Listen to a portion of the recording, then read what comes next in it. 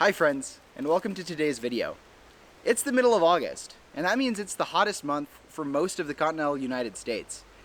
If you want to get out and still keep on hiking and exploring, you're going to need to do some things to cope with the heat and the added exposure that gives you. So today we're going to be talking about 5 tips for hiking in the summer heat. So let's get started.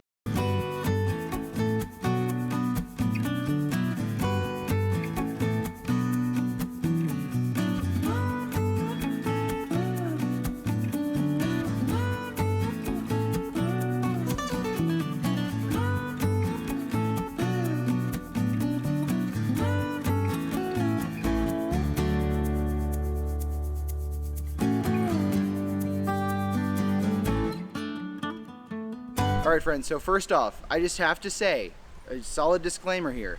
It's dangerous to go out hiking in temps above 100 degrees, especially if you're factoring in very sunny days, very humid days. It's extremely dangerous, and I wouldn't recommend it unless you really know what you're doing and you're really comfortable hiking. So do not do this, unless you're willing to accept those risks. So, now that that's out of the way, let's start on my first tip for you guys. If you're going to be going out for a day hike, the usual rule of thumb is to pack 3 liters of water. In crazy heat, especially if you're going to have a lot of sun or a lot of wind, you're going to want to pack significantly more water than that. I'd personally recommend carrying at least 6 liters of water for a day hike.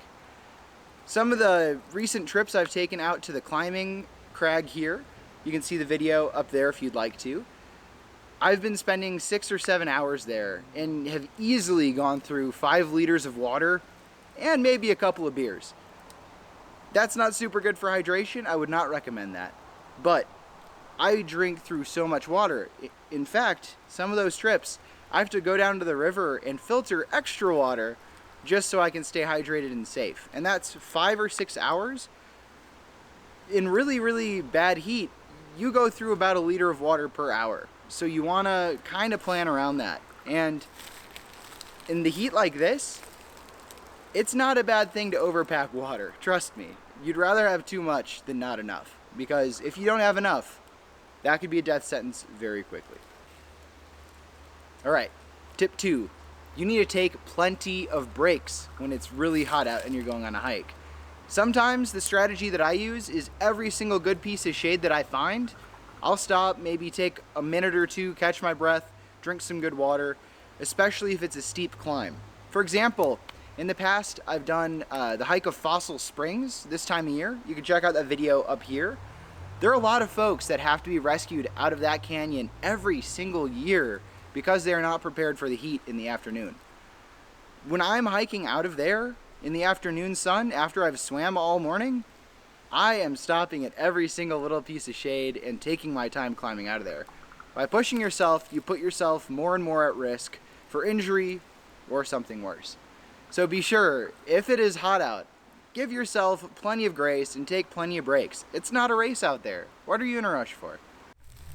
Alright friends, now on to tip number 3. You need to protect yourself from the sun. When I was out on the Arizona Trail, I had full long sleeves, long pants, sun gloves, a sun hat, and I occasionally wore sunscreen on my T area on my face just to protect from the sun. I also was toting some really good sunglasses because the sun and exposure to it can cause some severe injury to you if you do not take it seriously. And if you don't take it seriously for long enough in your life, you significantly raise your chances for skin cancer in your lifetime. So, when you're out in the heat, don't think, hey, sun's out, guns out, I'm going to wear this bro tank and feel great because it's going to be cooler. No, you're going to want to wear something lightweight but very covering in order to protect yourself from that sun, because a severe sunburn is a surefire way to ruin a day hike or a backcountry trip. So take that seriously. Alright, so now, tip number 4. Gauge your expectations. If it's 115 degrees outside, you're not going to hike the same way that you're going to hike when it's 70 degrees outside with perfect hiking weather. That mountain that's in your backyard that you climb every single weekend when it's nice out is going to be extremely difficult the first time that you go to try it in the middle of the summer. You need to gauge your expectations differently when it's hot out. Don't be upset with yourself if you can't make it to the top of that hill. Don't get your ego involved. There's a saying that I read recently. It's optional to get to the top, but you have to get down to the bottom. Please, really consider your own risks when you're going out on these hikes, because if you have to go and get rescued, you're also putting the lives of those rescuers in danger on extremely hot days.